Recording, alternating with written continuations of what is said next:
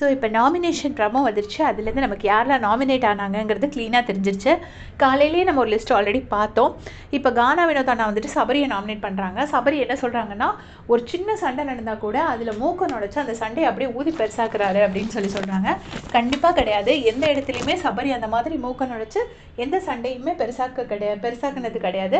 அவர் சண்டையை வந்து கம்மி பண்ணணும்னு தான் நினைப்பாரே தவிர ஊதி பெருசாக்கணும்னு நினைக்கவே மாட்டார். பட் என்ன ஒரு காரணமோ தெரியல, சபரியை எல்லாருமே வந்து தப்பாகவே தான் அண்டர்ஸ்டாண்ட் பண்ணி வச்சுருக்காங்க இந்த வீட்டில். ஸோ அதை நம்மளால் ஒன்றும் பண்ண முடியாது.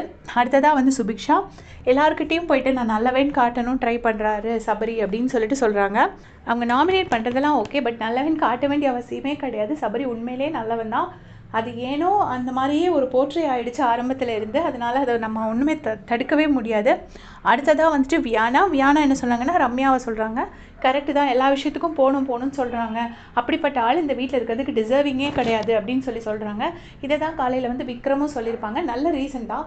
ஏன்னா முதல்ல ஹோஸ்ட்டுக்கு ஒரு ரெஸ்பெக்ட் இல்லை. எதுக்கு எடுத்தாலும் நான் ஆள்றேன், நான் போகணும் இப்படியே சொல்லிட்டு இருக்காங்க. இன்றைக்கி சொல்கிறாங்க சபரி அவனுக்கு பிடிச்ச ஆளுங்கன்னு ஒரு லிஸ்ட்டு வச்சுருக்கான்னு சொல்லிட்டு ஒரு 4-5 பேரோட பேரை வேறு சொல்கிறாங்க. அதில் ரம்யாவோட பேர் இல்லை. சபரியோட கேம் ஸ்பாயில் ஆனதுக்கு முக்கியமான காரணமே ரம்யா தான். ஆனால் இவங்க வந்து அதுக்கு ஒரு லிஸ்ட்டுன்னு சொல்கிறாங்க. ஸோ ரம்யா வந்து தேவைக்கு அதிகமாகவே இருந்தாச்சு அப்படின்னு தான் நான் நினைக்கிறேன். அடுத்ததாக வந்து அரோரா என்ன சொல்கிறாங்கன்னா, சபரி வந்து கண்டிப்பாக போகணும்.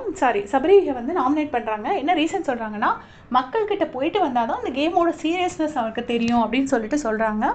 ஸோ ஃபைனலாக யாரெல்லாம் நாமினேட் ஆகிருக்காங்க அப்படின்னு பார்த்தீங்கன்னா, Ramya, Viana, Sandra, Sabari, Kamarudeen, FJ, Vinoth. So இப்போ இதில் ஒரு முக்கியமான பர்சன் பார்வதி இல்லை. ஸோ பயங்கரமாக ஓட்ஸ் ஸ்ப்ளிட் ஆகும். பார்வதியோட ஓட்ஸ் எனக்கு தெரிஞ்சு கமருதீனுக்கு வரதுக்கு சான்சஸ் அதிகம். மோஸ்ட்லி வந்து பார்வ ஃபேன்ஸ் வந்து கமருதீனுக்கு தான் போடுவாங்க.